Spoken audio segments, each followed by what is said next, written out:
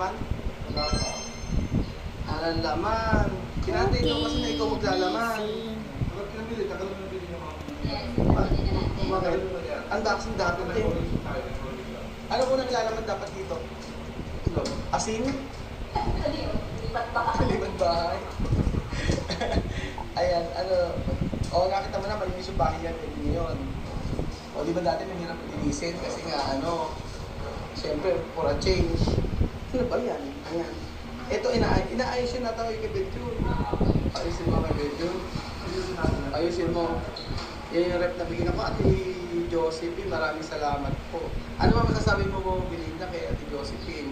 Maraming salamat po at ganda na naman po yung sumili ni Ate Josephine na nakapagpapalitan.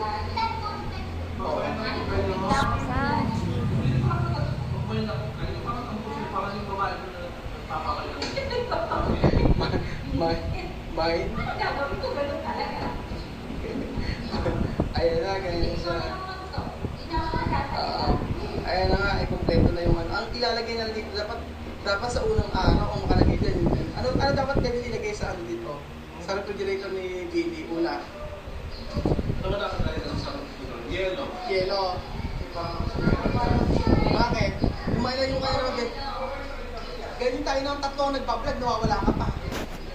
Oo. Ayan ako. Bawal i-ayon yan. So, eto na yung pintuan. Ano yung pintuan pa rito? Yung pintuan, ito na ikabit na yung kulay brown. Ayan. Eto na yung brown na pintuan. Hindi lang naikabit. Oo.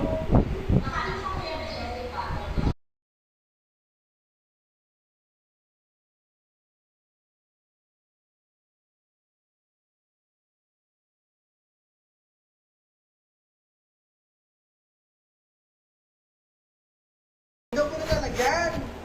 Sabi niya na, ilan? 2 hours na bago lagyan.